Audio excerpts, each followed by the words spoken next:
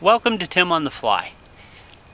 The last couple of episodes we've talked about white bass fishing in the fall, and one of the things that's come up has been the wind, and we've talked about how the wind is important and how it can help us isolate and locate fish on a body of water. However, dealing with the wind can be a problem, so what we're going to do today is we're going to talk about how the wind can be your friend. We'll talk about how you can cast using the wind and how you can cast despite the wind and get good presentations on those fish. And we're also going to spend a little time talking about how to read the wind on the water and how to determine how it's going to affect where the fish are located and what those fish might be doing. So with the wind blowing from your off shoulder to your casting shoulder, which me being left-handed, that would be from the left to the right, there's really nothing you have to do to adjust with your cast. You can just pick that cast up and lay it out, because the wind is going to be pushing that line away from you. In fact, if anything, it's going to be helping you out. This is probably the most efficient wind position to cast from, because the wind is going to be helping to load the rod by putting pressure on the line in both the forward cast and the back cast. When you're back, it's going to be putting pressure on the line when you come forward. So it's actually going to add more power and more load to your cast, and you're going to be able to do the same cast you'd normally do with no wind, only even possibly a little more efficiently. The only thing is if the wind gets strong enough blowing that way, you may have to lead your cast a little bit, because the wind's going to try to carry your line as it lays down. So you might have to cast just a little bit upwind and let the wind take your line to the place where you actually want it to land. If the wind is blowing from the other direction, from your rod shoulder across, in my case from left to right, there's a couple of different things you can do. If there's not a lot of wind, you can just kick the angle of your cast out a little bit, out at about a 45-degree angle, just to keep that line from blowing into you and getting tangled up in your rod or hitting you with the fly.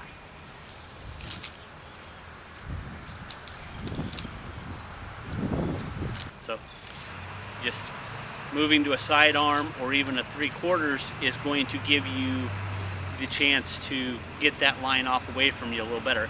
If the wind is blowing a little harder, then you're going to want to do the same basic casting motion on the same side, but kick your wrist and your grip about 45 degrees so that the rod tip and the line are over on this side, where the wind is again carrying that. You're on that downwind side, the wind is carrying that line away from you again, and that's going to look a little bit like this. So you're just exact same casting stroke you'd normally be doing, only with your hand tilted, your wrist tilted just a little bit.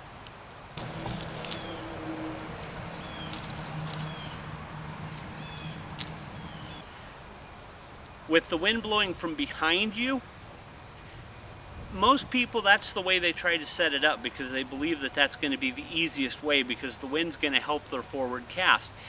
And to a degree, that's actually true. However, what also is happening is the wind coming from behind you is also pushing on your back cast and keeping the back cast from loading your rod completely and as efficiently as it can, so you're actually losing power.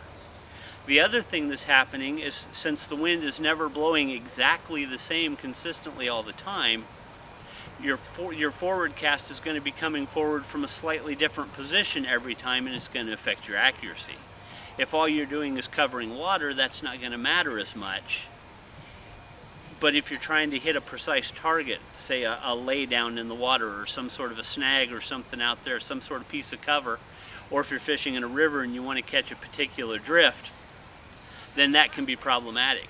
The ways around that can be, one, shifting to a roll cast so that you don't have that backwards element, all you have is the forwards element, and then the wind will help lay that cast out a little better, because you won't have to worry about the lost energy in your back cast.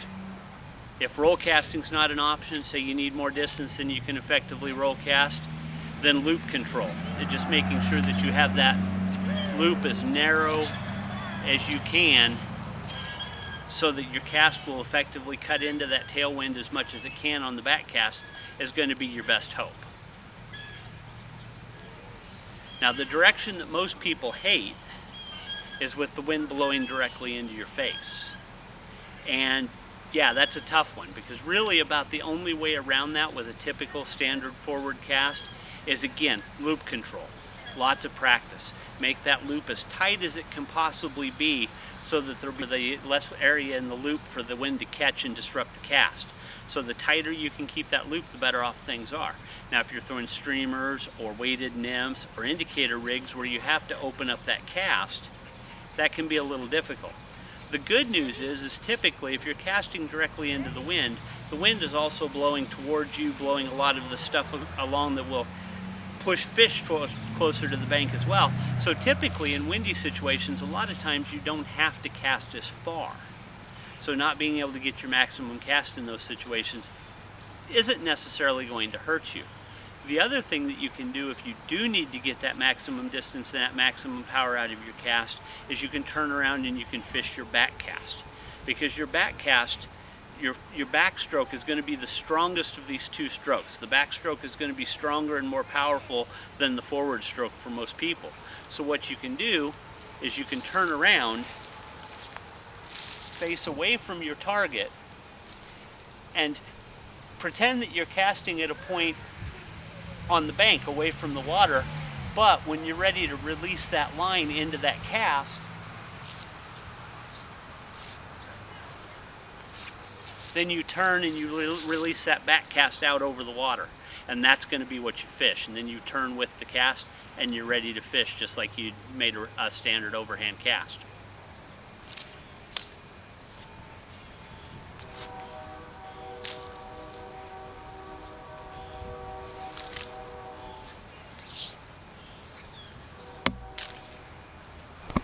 How the wind plays on the water, how long it's been blowing from any given direction, you know, whether it's been days or whether it's just shifted overnight, how hard it's been blowing, all of those things are going to determine where the fish are going to be on the body of water you're fishing. So let's take a moment and set up a situation and take a look at how the wind is going to affect that situation, and also take a look at how to approach it from a casting perspective. Okay, so here's the scenario that we're going to look at as far as how to deal with the wind on a lake situation. We've got this main lake point here, and just for the sake of what we're talking about, we're going to pretend that we've got a nice little southwest wind. So it's going to be coming in from down here on the lower left hand side of the screen and coming across this way. So the places that are interesting on this one that we'd want to fish are going to be these 2 points here, this one right here and this one right here, where we've got these rock piles. So with the wind coming in from that angle, if you're a left-handed person, this is kind of ideal for a left-hander, because you're going to have an ideal off-shoulder wind that's going to let you set up right here on this side and right here on this point, that's going to let you cast into this area here and into this area here without really having too much to adjust to from the wind, because the wind's going to be, like we were talking about, it's going to be that crosswind where it pushes on the back cast and the forward cast. If you're a right-handed person, you could sit on the same side as the lefty would, but you could fish your back cast like we talked about. So both of those situations would let you get out into that. The other thing that you could do would be to, if you wanted to, you could sit on this corner and sit on this corner and use that cross body cast that we talked about, where you tip your wrist in 45 degrees so that the rod tip's actually over onto the other side of your body. That would allow you to sit over here on the same side as the lefty and be able to use that wind as well to cover those same areas. So both ways you'd want to go. I think the best to cover this would be from this side here on this one and this side here on this one. If you're a left-hander, this is going to come natural to you. If you're a right-hander, then you're going to have to use that cross-bodied cast or fish your back cast, depending on how hard the wind is blowing.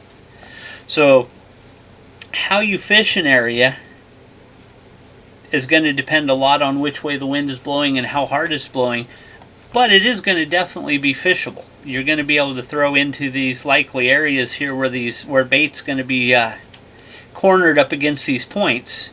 Fish are going to be sitting off of these points, probably not too terribly far out, because the bait, when they come around, are going to cut that corner short because of the wind. Now, if you're fishing up in this bay, or if you were fishing around on the lee side with that wind again coming in from the southwest, if you were on the lee side of the points, those fish are going to be there too, but they're going to be holding out probably a little bit further, because as the bait fish swing around this corner, they're going to try to get out here again, where they've got a little more freedom to run and not get ambushed.